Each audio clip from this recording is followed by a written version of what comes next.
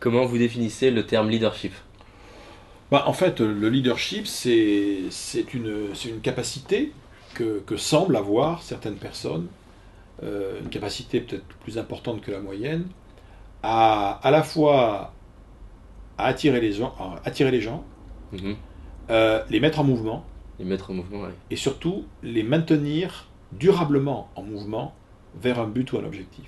C'est ça, dans le fond, le leadership. Nous sommes sur attitudegagnante.com et nous sommes avec Philippe Gabillet, professeur en leadership, formateur auprès de dirigeants, conférenciers et écrivains. Il est spécialisé dans le leadership, l'optimisme et la chance. Le leader, c'est celui qui va être suivi par des gens, par d'autres personnes, le long d'un chemin. C'est le gars qui crée une association et qui va passionner des gens. Il n'y a rien au départ, hein. Il va les passionner autour d'un projet associatif.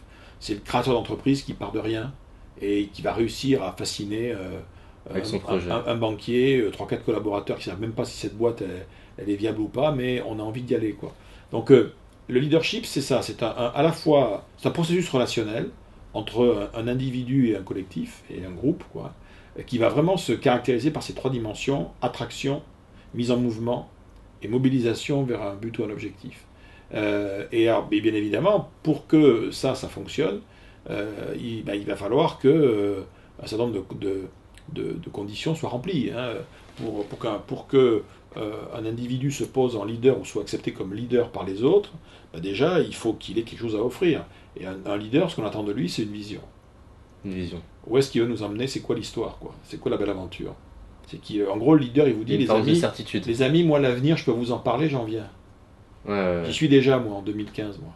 Dans la boîte qu'on est en train de créer, j'y suis déjà. Je peux vous la raconter telle qu'elle est, là. On est dans tel type de... On va aller là-bas et ça va ressembler à ça. Non, on y est déjà, je vous parle de là-bas. D'accord, je vous parle de là-bas. Je vous parle de là-bas. Venez me rejoindre, on y est déjà. Là.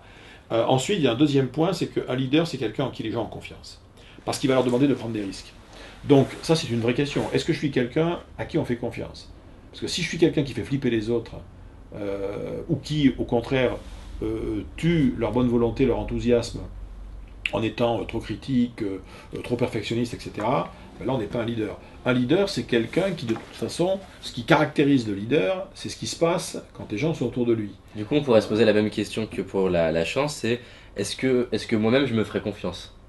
Oui, c'est sûr. C'est sûr que si des collaborateurs dans une équipe, des bénévoles dans une association, ils commencent à avoir le sentiment que celui ou celle qui est à la tête et qui veut les emmener le long d'une aventure, là, n'y croit pas, ne croit pas en lui, a des doutes, je ne dis pas qu'ils vont pas y aller. Ils vont peut-être mettre un peu le pied sur la pédale du frein, quoi. Est-ce que vous pensez qu'on... Parce que des fois quand je parle de leadership, les gens me disent mais moi je travaille tout seul, enfin je travaille pas en groupe. Est-ce que du coup c'est intéressant de travailler son leadership pour quelqu'un qui travaille effectivement tout seul? Non mais personne travaille seul. C'est pas vrai.